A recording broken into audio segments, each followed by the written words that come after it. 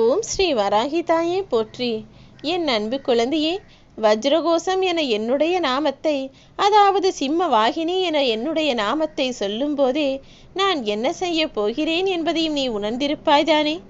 ஆம் என் செல்லமே, எல்லாருக்கும் நல்ல பிள்ளையாக, எல்லாருக்கும் நல்லதையே நினைக்கிற என் அன்பு குழந்தையான உன்னை துன்புறுத்தக்கூடியவர்களை நான் எப்படி பார்த்து கொண்டு பொறுமையாகவே இருக்க முடியும்? நீ யாருக்கும் கெடுதல் செய்யாதே என்று உனக்கு சொன்னது போல்தான் அவர்களுக்கும் நான் சொல்லுகிறேன்.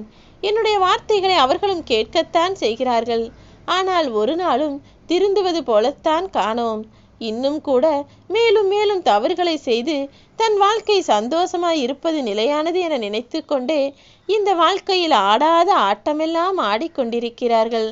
அதனால்தான் இதற்கு மேலும் பொறுக்காமல் அவர்களை எச்சரிக்கை செய்து அவர்களுக்கு உரிய தண்டனையை கொடுத்து அவர்களின் ஆட்டத்தை அடக்கி வைப்பதற்காக இப்போது வந்துள்ளேன்.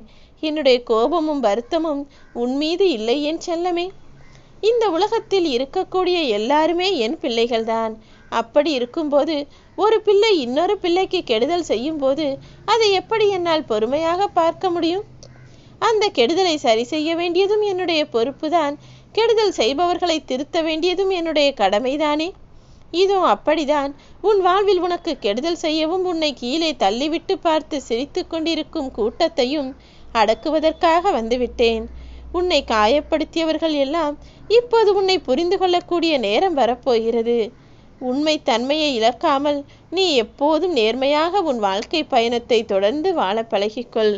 உனக்கு கெடுதல் செய்பவர்களையும் கெட்டது யோசிப்பவர்களையும் இப்போதே நல்ல மனமாற்றத்தை உருவாக்குவதற்காக நான் ஓடி வந்துவிட்டேன்.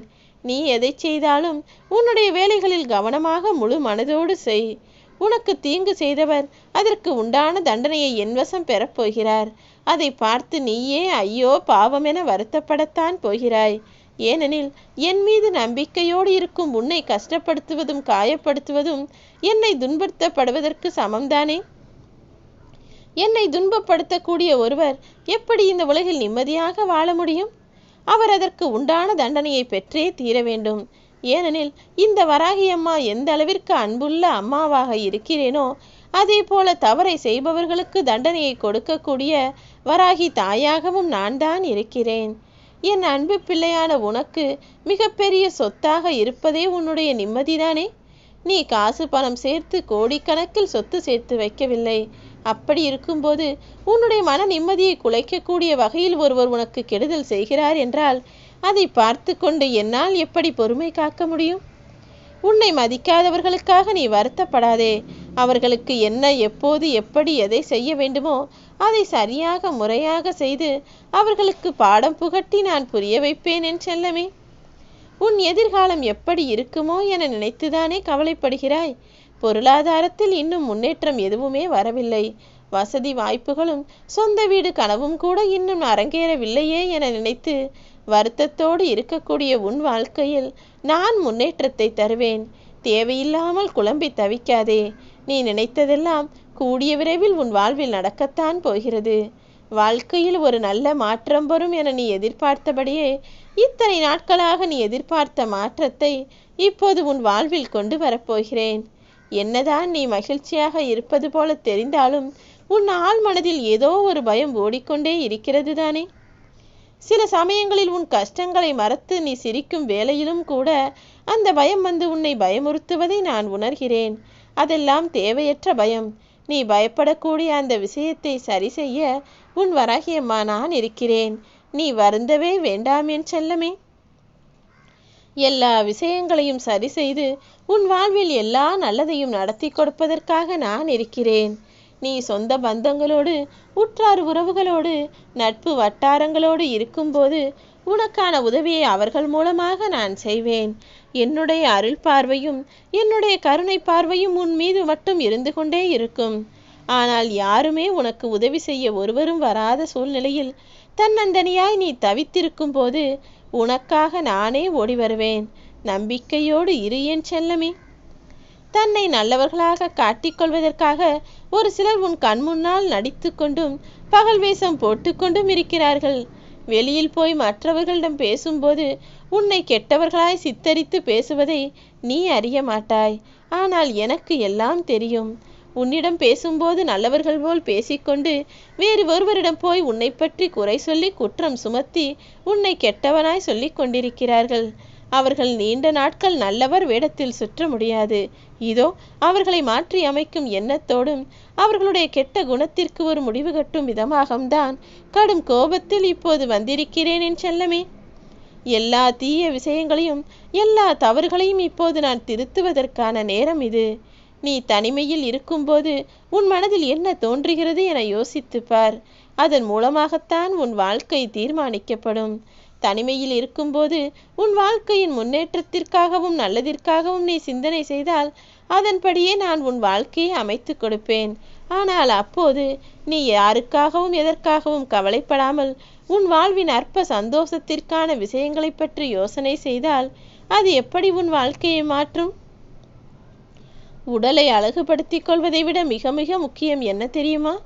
உன் மனதையும் மற்றவர்கள் மனதையும் அழகுபடுத்திக் கொள்வதுதான். மற்றவர்கள் உன்னை மதிக்கக்கூடிய வகையில் நடக்க வேண்டும் என நீ ஆசைப்படுகிறாய் தானே? பிறகென்ன? உன் மனதை தூய்மையாக வைத்துக்கொள். உன் செயல்கள் எப்போதும் நேர்மையாக இருக்கும்படி பார்த்துக்கொள். பிறர் மனதை மதித்து கொண்டு மற்றவர்களுக்கு மரியாதை கொடுத்து வாழ்வதென்பது ஒரு அற்புதமான விஷயம். அதை நீ எப்போதும் செய்ய வேண்டும் என உன் வராகி அம்மா நான் ஆசைப்படுகிறேன். அம்மா, தாயே, என் மனம் மிகவும் கஷ்டத்தில் இருக்கிறது.